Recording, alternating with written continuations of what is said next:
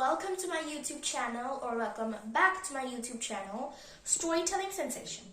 So today we're going to be talking about a story, and in that story there's a little girl.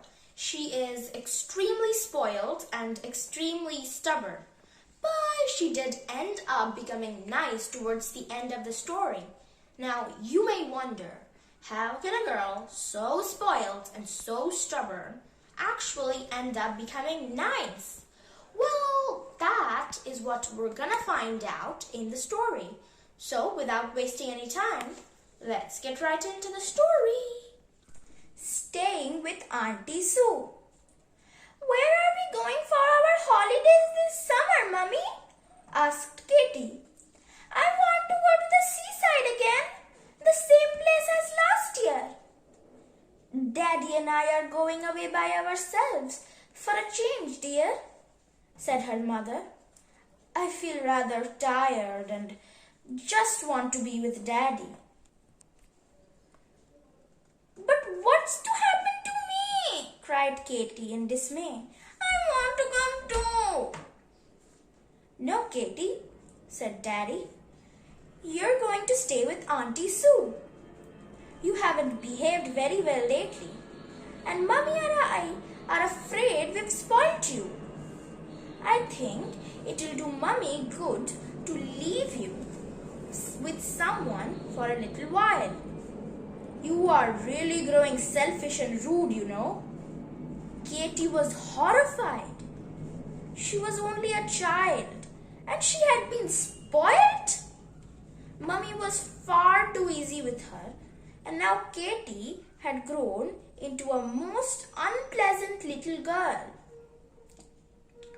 I don't like Auntie Sue, said Katie.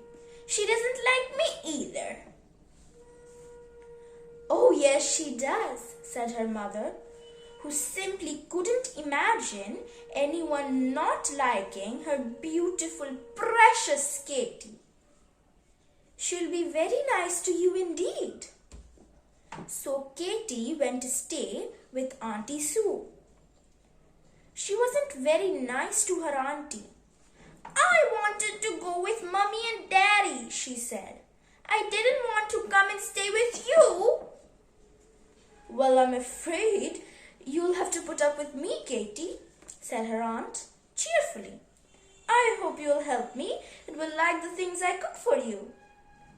But Katie was quite determined. She wouldn't help and wouldn't like anything at all. Making her stay with Auntie Sue when she wanted to go to the seaside? So she wouldn't run a single errand. She turned up her pretty nose at treacle pudding and at ginger cake. She even stamped her foot at her aunt. What she really wanted, of course, was a good slap. But Auntie Sue knew that Katie's mother would never forgive her if she slapped her.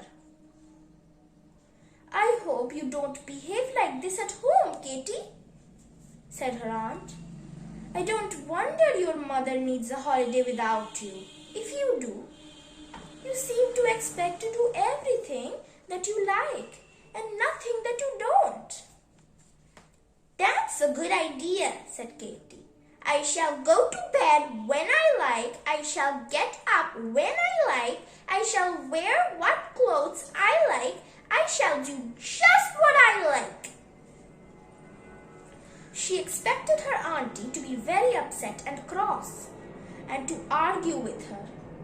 But Auntie Sue gave a little laugh, looked up from her sewing and said, Very well, Katie. I won't bother about you. If you feel like that, do what you please. Good, thought Katie. That's fine. So that night, she stayed up until 10 o'clock. Think of it, 10 o'clock when all children should have been in bed for a long, long time. Auntie Sue said nothing at all. At 10, she put her book away, said good night to Katie and went upstairs. Katie thought she would stay up even later, but somehow the house seemed too empty and quiet, so she went up to bed. In the morning, she overslept herself, of course, for she was very tired. She woke about 9:30, scrambled into her clothes, and went downstairs for breakfast. But there wasn't any. "I've had mine," said Auntie Sue. "I always have it at 8:15. I've cleared away and washed up because I have to go out and do the shopping." So Katy had no breakfast, and she was very cross indeed. Auntie Sue went out with her shopping bag. Katy went to the larder, but it was locked, so she couldn't get anything to eat. Bother, bother, bother. She was very naughty at dinner time. She ate with her arms on the table and spilt gravy and fruit juice down the front of her dress. "It doesn't matter," she said. "I'll put on my best dress this afternoon. Then you can wash this one, Auntie Sue." "I shan't have time," said Auntie Sue. So she didn't wash the dirty dress. Katy put on her best blue velvet one. Then she did something she knew she shouldn't do in her very best dress. She got out with her plasticine and her paint box and began playing with them. "You know you have an overall, don't you?" said Auntie Sue. "Course I do," said Katy. "But I want to play like this." When tea time came, you should have seen Katy's dress. It was splashed with paint and had marks all over it where she wiped the plasticines off her finger. It was quite spoilt. Auntie Sue called her to tea. "I can't come till I have finished my picture," answered Katy rudely. And oh dear, when at last she did go to tea, that was all cleared away too. Just as breakfast had been, Katy stamped and yelled, but Auntie Sue took no notice. "You do what you like, and there is no reason why I should not do the same," she said, sewing quietly. "Stop shouting or you'll upset Tinker." Tinker was the cat. He didn't like Katy at all because she pulled his tail. Katy gave another terrific yell and Tinker flew at her. He dug his claws into her arm and gave her a line of red scratches. Then Katy yelled in earnest, "Tinker is going to do what he likes to," said Auntie Sue. "You'd better bathe your arm. It isn't very nice, is it, Katy, when we do what we like and don't bother about one another? But you have chosen that way of behaving, so I will choose it too, and so will Tinker." At 6:30, Auntie Sue looked at the clock. "Will you go and turn on the gas under the little saucepan in the kitchen?" she said. "No," said Katy, who wasn't gonna do a single thing if she could help it. Auntie Sue said nothing. She didn't go out to the kitchen to turn on the gas either. "I'm hungry," said Katy at last. "I've had no tea. I want something to eat." "Well, I did tell you to turn on the gas under the little saucepan in the kitchen. I was going to cook you an egg, but I shan't bother now, as you didn't bother." "I will bother, I will," said Katy, feeling hungry enough to eat a dozen eggs. She flew out to the kitchen and lit the gas. She boiled the egg herself, cut some bread and butter and had it for her supper. Then she actually went up to bed. But her bed was not made, and the room was dusty and untidy. She rushed downstairs. Auntie Sue, you forgot to make my bed, and my room's terrible. Put it right then, said Auntie Sue. And if you want your bed made, make it yourself. I am doing what I like, remember? Just as you are. And I don't like making your bed or doing your room. Katy was angry and shouted, but Auntie Sue took no notice of her. Tinker suddenly stood up, and Katy fled. She wasn't going to be scratched by that horrid bad-tempered cat again. She was down to breakfast in good time the next morning. She had on another clean dress, her last clean one, for she had bought only 3 dresses with her. Hadn't you better put on your overall, as that is your last clean dress? Said Auntie Sue. I don't mind, of course, but you might possibly want a clean dress sometime. I don't like my overall, said Katy, and I don't want to put it on. And at breakfast time, what did she do but spill her cocoa all down the front of her last clean dress. Auntie Sue didn't say a word. Katy dried her dress as best as she could. She rather wished she had on her overall, but she wasn't going to say so. Oh dear me, no. That afternoon, the little girl next door came to say she was having a small party. And would Auntie Sue's niece, Katy, like to come too? Oh yes, I love parties. When the little girl had gone, Katy spoke to her aunt in a rather meek voice. Auntie, all my dresses are dirty. I do like to look nice when I go to a party. Will you wash one for me?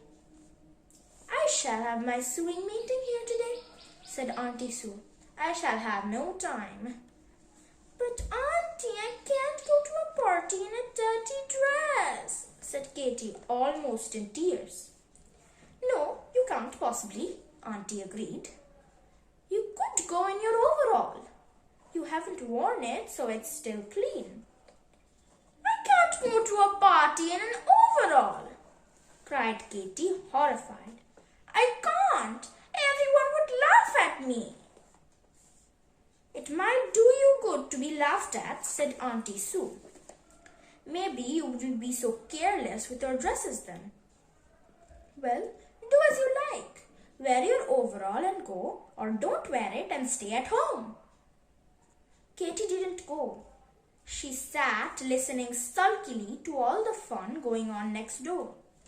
She didn't even like to go see her auntie's sewing friends because her dress was so dirty, so she went without her tea.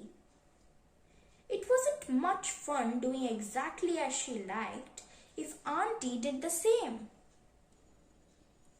Katy was bored, so she made her bed and tidied her room.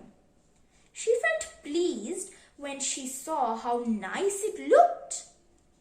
She thought she would go out into the garden and get a few flowers to put in her room. Auntie had said that she might, but she hadn't bothered to.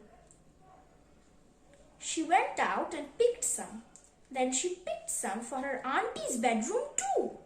She didn't know why she did, except that she felt she would rather like to have a word of praise from Auntie Sue. It was horrid living with someone who didn't seem a bit interested in you. Auntie Sue was very pleased with the flowers. That was very nice of you, Katy, she said. Now you make me feel I want to be nice too. I shall buy tickets for the circus the day after tomorrow. But the next day, Katy was silly again.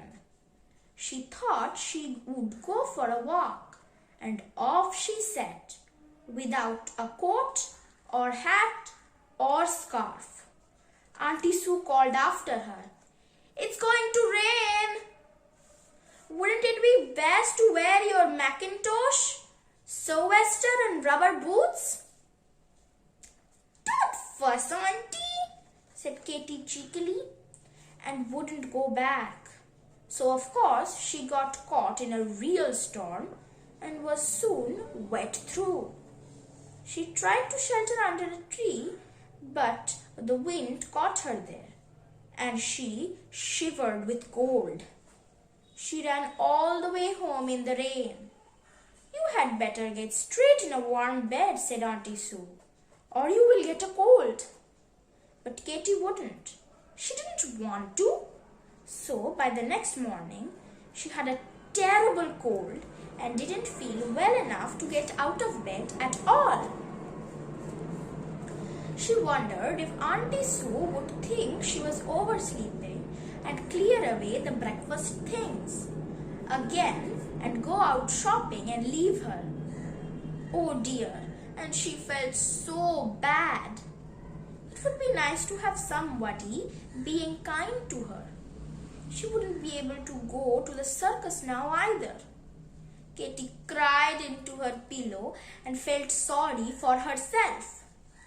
Auntie Sue came in with a breakfast tray. She straightened the bedclothes, banged the pillow, gave Katy 2 hankies, brushed her hair, and then set the tray in front of her. "We can't go to the circus," said Katy in a small voice. "I've got such bad cold. Will the tickets be wasted?"